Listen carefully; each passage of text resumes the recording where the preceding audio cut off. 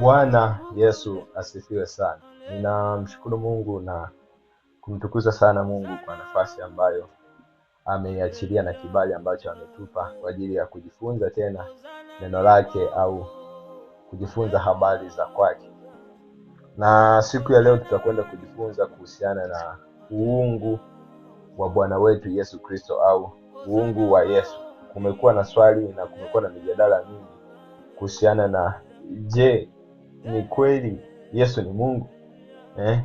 Kipi hasa kinakufanya wewe kuamini kwamba Yesu ni Mungu? Au kuna sababu gani za msingi ambazo zinathibitisha ya kwamba Yesu ni Mungu? Na siku hii ya leo nimekuletea sababu 5 tu kwa ufupi kabisa, nitakuwa sizielezei sana, ambazo weza kukupa sababu ya kuamini ya kwamba Yesu ni Mungu. Alikuwa Mungu alipokuja na mpaka sasa hivi Yesu ni Mungu. Chilia mbali maswali mbalimbali, huenda ukapata majibu yake kutoka kwenye hiki ambacho ninakwenda kukisema siku hii ya leo. Sababu ya kwanza ambayo inafanya wewe uamini ya kwamba Yesu Kristo ni Mungu ni kuzaliwa kwake kwa namna ya tofauti. Yesu tunafahamu, maandiko matakatifu yanathibitisha, lakini pia sehemu mbalimbali, vitabu mbalimbali kutoka katika historia mbalimbali za Wayahudi vinathibitisha ya kwamba Yesu Kristo alizaliwa na bikira.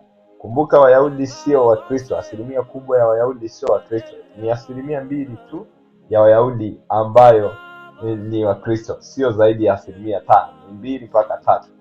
Lakini hata documents zao, vitabu vyao vinaendelea kuthibitisha ya kwamba Yesu alizaliwa na bikira. Sasa tunafahamu ya kwamba sayansi inasema ili mtu azaliwe lazima kuwe na interaction, kuwe na mwingiliano kati ya mwanaume na mwanamke.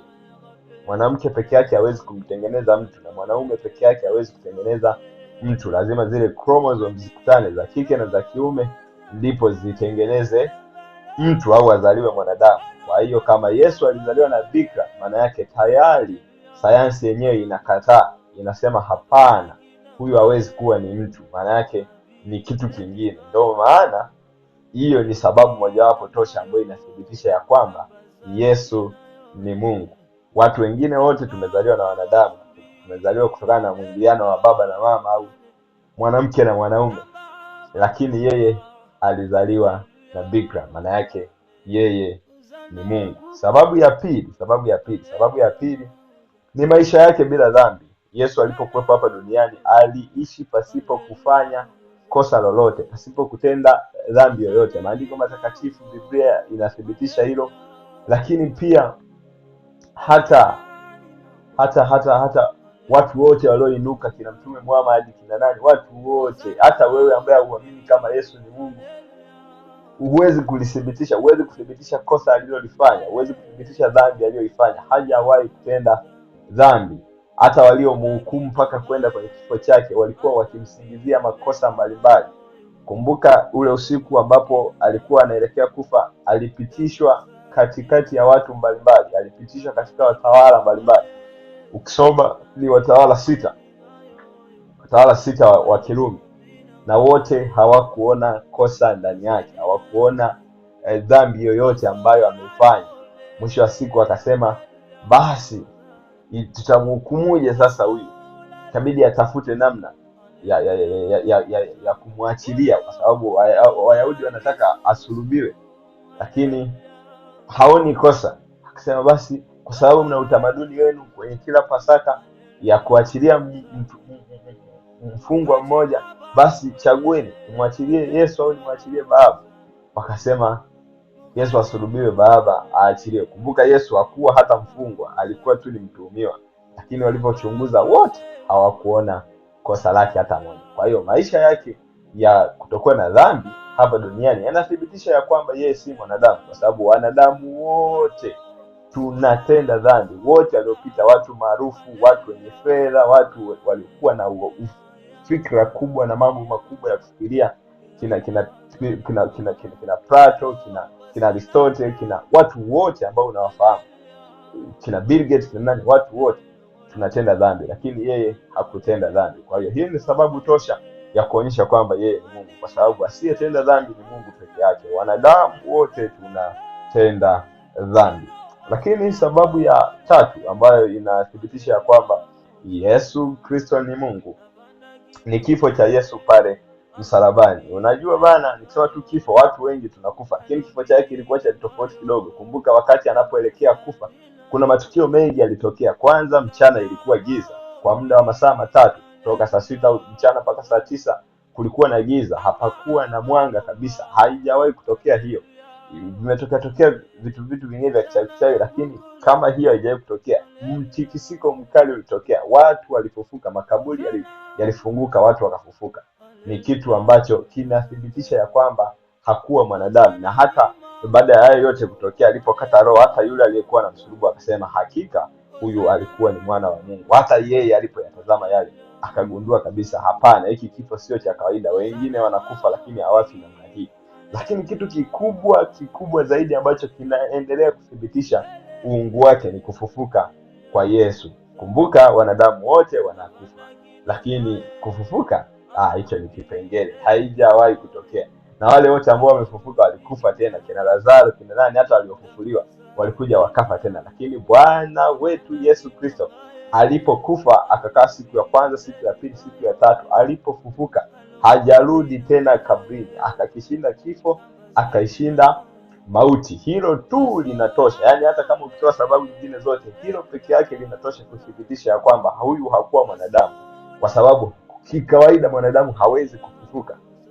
Haiwezekani mwanadamu kufufuka. Lakini Bwana wetu Yesu Kristo akafufuka, akakishinda kifo na mauti. Ilidhihirisha kwa hali ya juu nguvu za Mungu, kwa sababu haiwezekani mwanadamu kufufuka.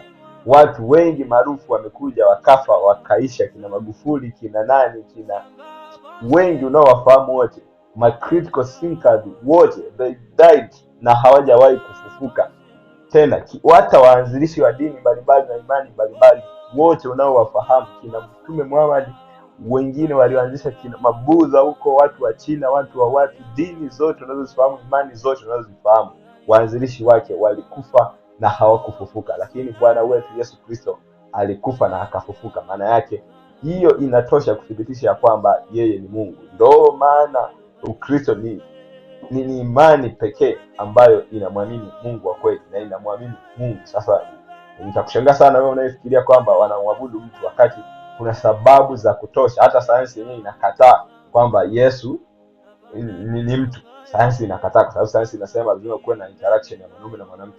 Sasa yeye alizaliwa pasipo hiyo interaction, maana yake si mwanadamu. Yeye ni Mungu kabisa, 100%. Lakini kitu cha tano na cha mwisho kwa siku ya leo, na kuna sababu nyingi, nimetaja tu 5 kwa haraka kwa sababu ninatamani kipindi kawe kafupi. Sababu ya 5 ni udhihirisho wa nguvu kupitia jina lake. Unafahamu ya kwamba tunapoomba, hii kitu zamani kipindi sijaokoka nilikuwa najiuliza sana, nasema inakuwaje hao wanatumia dawa, wanatumia nini? Nasema kwa jina la Yesu vitu vinatokea, au wanaigiza. Lakini sasa na mimi sasa dawa sina, siigizi popote, lakini sasa mwisho wa siku mimi mwenyewe aka speak, ninaweza nikasema kwa jina la Yesu vitu vikatokea. Ninaweza nikatumia jina la Yesu, jina lenye mamlaka, wagonjwa wakapona. Ninaweza nikatumia jina la Yesu, mapepo yakatii. Ninaweza nikatumia jina la Yesu. Sasa unajiuliza, kwenye hili jina kuna uspesho gani? Maana inaonyesha tu kwamba huyu anayetajwa hapa ni mtu wa tofauti. Kama unataka kuona tofauti, tumia jina labda la Musa. Kwa jina la Musa toka pepo, hamna pepo litakalo kusikia. Sijui kwa jina la Joshua, kwa jina la Nabii Isa, kwa jina la Mtume Muhammad, vyote hivyo haviwezi kuleta mabadiliko yoyote. Lakini tunapotumia jina la Yesu linaleta mabadiliko. Maana yake there is something, kuna kitu cha tofauti katika jina la Yesu, ambaye hicho kitu cha tofauti ndio kinaendelea kuthibitisha kwamba yeye ni Mungu na hafananishwi na wanadamu wengine. Kwa hiyo udhihirisho wa nguvu za Mungu kupitia jina la Yesu Kristo inathibitisha ya kwamba yeye ni Mungu na wala sio mwanadamu.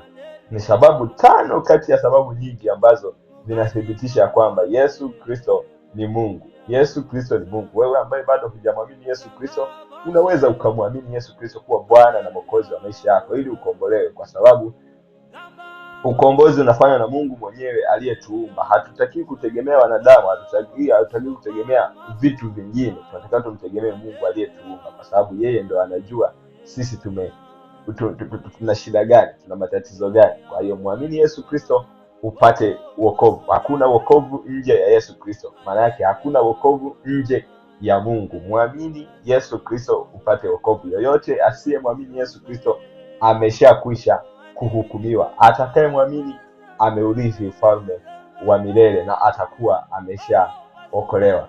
Mungu akubariki sana sana. Ninaamini kuna kitu umejifunza kuhusiana na uungu wa Bwana wetu Yesu Kristo. Hakika Yesu Kristo ni Mungu 100%.